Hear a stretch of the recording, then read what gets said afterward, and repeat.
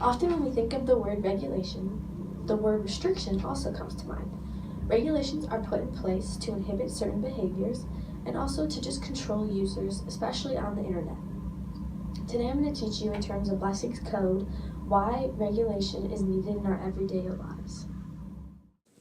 Take this pathetic red dot, for example. Named by Lessig, it symbolizes what you want to regulate, and the blue arrows are the constraints placed on that thing. The constraints restrict the dot's behavior and are known as Lessig's 4 constraints. Together, these 4 constraints make Lessig's code. Lessig's code was originally introduced as a way to regulate the internet, but can also be translated to many real-life experiences as well. Before I explain exactly what the 4 constraints are and how they work, I would like to look at the progressive development of the internet and its growing complexity. This will better show why regulations are needed. History of the World Wide Web. In 1969, the internet was first introduced. This started an era known as the Creative Revolution. About 20 years later, in 1989, Sir Tim Berners-Lee invented the World Wide Web. This also became known as Web 1.0. It was a very simple medium to use and was not as aesthetically pleasing as the internet today is. It contained a static website and focused on the publication of content instead of interactive aspects. In 2004, Tim O'Reilly officially coined the new term of Web 2.0. Web 2.0 was the next big thing and included many new and advanced features as compared to Web 1.0. On Web 2.0, a user could now interact on sites and produce user-generated content. From then on, we saw a major increase in the complexity of the internet into what we know it as today. We saw the emergence of social media sites and several more interactive elements that weren't possible before.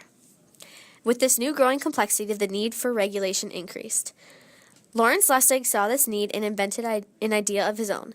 Lessig is the Roy L. Furman Professor of Law and Leadership at Harvard University and was also previously a professor at Stanford University. He developed Lessig's code, which gives 4 constraints on how the internet was regulated, and wrote a book called Code. That brings me back to the pathetic red dot, as he called it. If we picture the red dot as being the internet, we can then look at the first constraint founded by Lessig. The first constraint pictured is law. Law refers mostly to how the internet is regulated and by the government itself.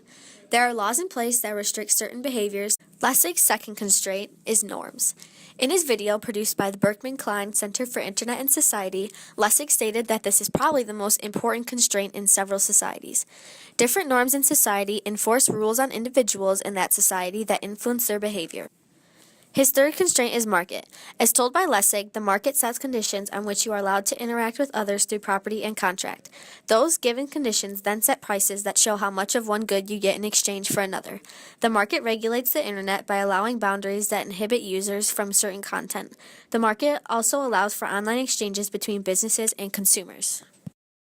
The final of the 4 constraints is architecture.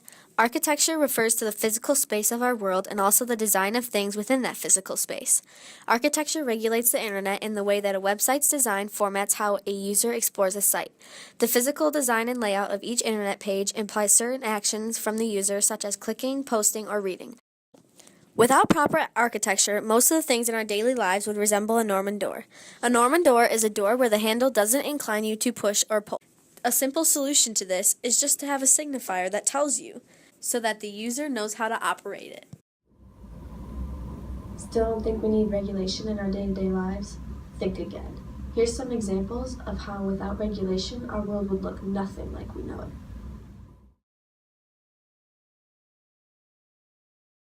Take smoking, for example. The law says that under 18-year-olds are not allowed to smoke. Norms that regulate smoking are that peers may judge others if they see them smoking. The architecture around a cigarette can be seen in the nicotine used in the cigarette. These constraints also regulate the internet. For example, norms regulate cyberbullying because if other users see cyberbullying, they can often call out the user that is doing the bullying. Without law, there may be no copyright, or copyright can be infringed and therefore leave people's work to the public domain. Without architecture, the web pages that we know today could be totally scrambled and not look anything like we know them. The world we know would even look different. I hope now you have a better idea about Lessig's code and his 4 constraints and how they regulate our everyday lives, especially our use of the internet. Thanks for watching. Make sure to check the sources down in the description box below.